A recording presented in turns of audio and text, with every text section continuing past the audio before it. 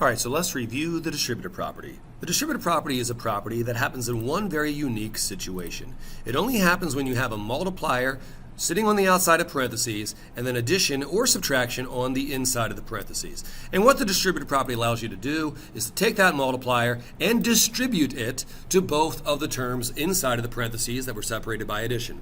In this case, it'd be a times b and a times c. And it also works with subtraction, as I was saying earlier. In this case, it would be a times b minus a times c.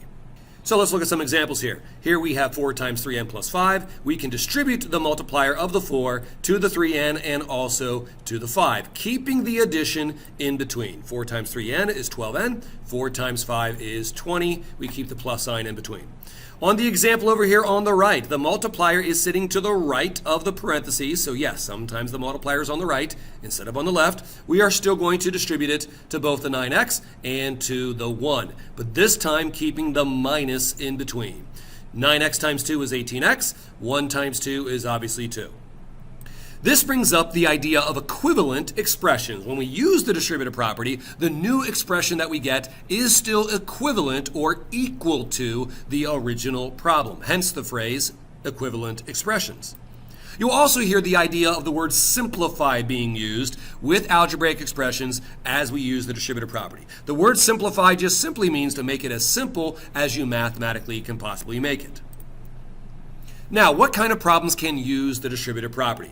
It has to be when there is a multiplier sitting outside of parentheses and then addition or subtraction on the inside. So be careful.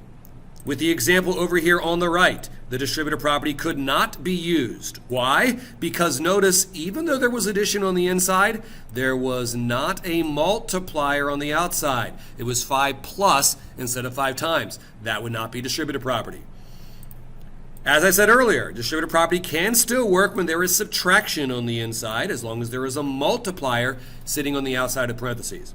The example I have here on the right is not an example that uses the distributive property. Can you see why?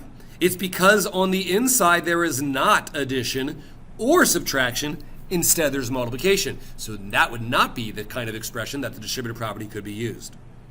In the case that you see here, the 20 would get distributed to the 5x, to the 6y, but also to the 7x. So yes, you could have 3 terms, or even 4 or 5 or 6 terms or whatever, on the inside of the parentheses, and the distributive property can still occur as long as there's a multiplier sitting on the outside.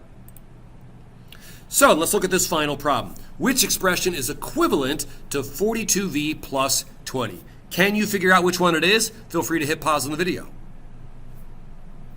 What you can simply do is just use the distributive property with each of these examples. For choice A, 42v plus 21 is what you would get when you distribute the 7 as the multiplier to the 6v and to the 3. That is not the same as 42v plus 20, so choice A is not correct. What about choice B? Well, it'd be 42v plus 20. Oh, that one looks like it's the correct one. What about choice C? Well, that would be 80v plus 36 when you multiply the 2 to both the 40v and the 18. On choice D, if I multiply the 42 to the v, I get 42v, but if I multiply the 42 to the 20, I get 840. Remember, the 42, the multiplier has to get multiplied to both terms in the parentheses.